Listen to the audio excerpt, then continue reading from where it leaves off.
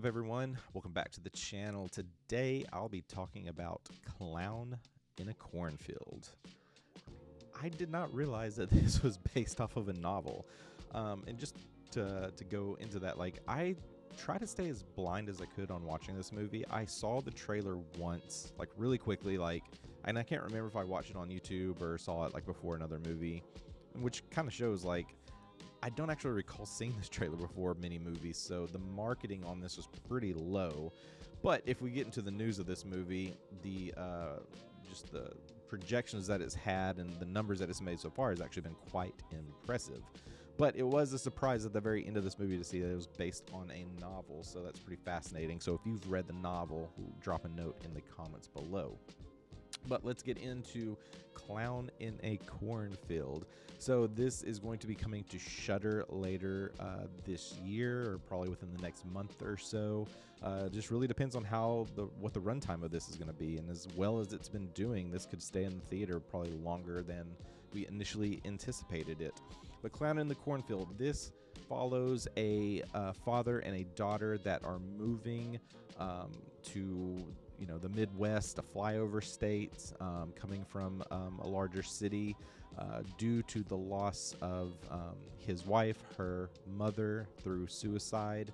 And so now they're just trying to settle in. He is a doctor who's basically taking on the role of the new family doctor in town. We're going into a very, very small town, and that plays an integral part in this movie. She's in high school, so she's leaving her life, her friends, and now she's meeting all of these new people and trying to discover what's been going on in this town. A big part of this town is clowns. Essentially, she meets this one student and discovers that his grandparents created this corn syrup, and essentially their factory is what's kept this town going. But we also learned that the factory was burned down, and that's another big part of the story, is the discovery of who burned it down or how did it burn down, because it's a lot of finger pointing games. There's a lot of kind of adults versus the kids in this movie. And so much of that kind of plays into, I would say, what a lot of the internal jokes are in this movie, because we are following this group of students getting ready to graduate high school, and they're trying to figure out, what to do in life. And this is a big play on our current generation, especially with technology, because these students, or at least this one group of students that we follow, they lean into the smartphones. They lean into content creation and trying to create this viral success in hopes that they can leverage that to do something bigger in life. And they actually play into the clowns and try to move it into a horror series that they create the content of, which is the fun part of this movie.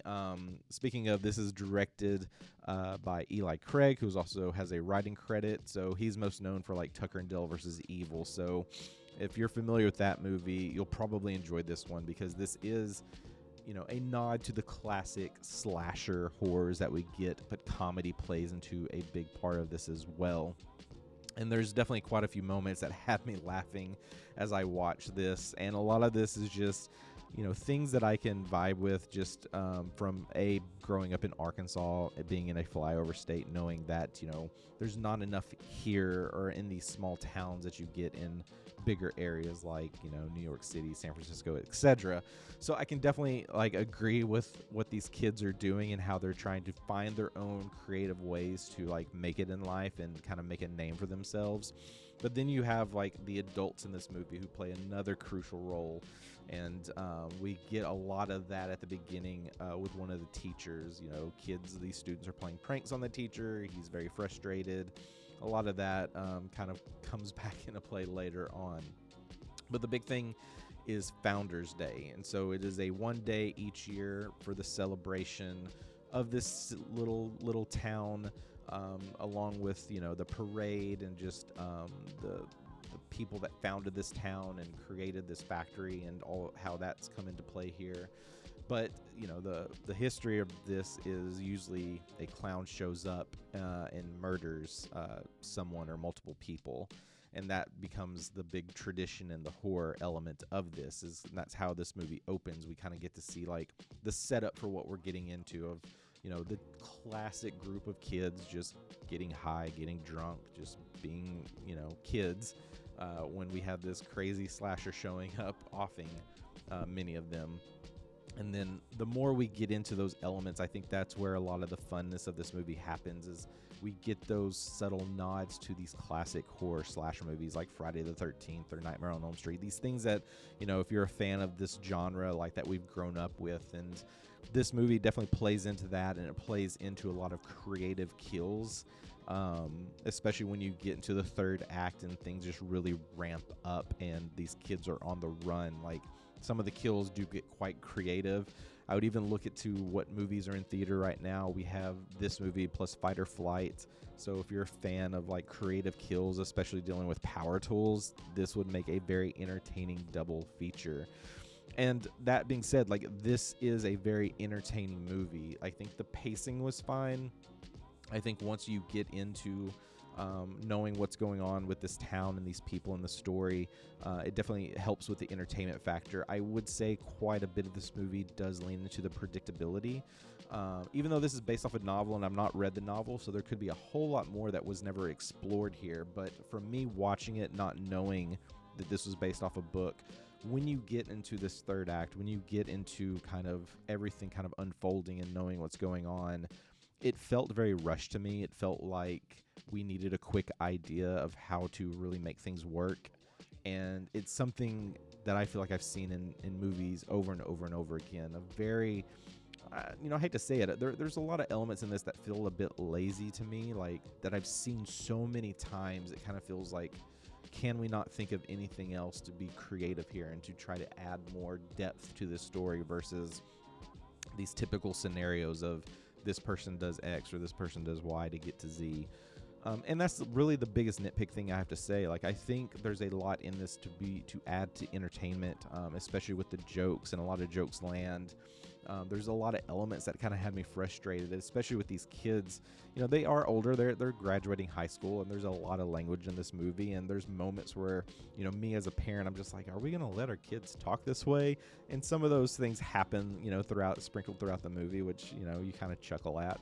And I think with the creative kills and, you know, utilizing this clown figure, you know, there's plenty here to be entertained by. And I definitely would say go see this with as many people as you can, because the more people you have on the screen, the more reactions you're getting, I think makes this for a much more entertaining watch.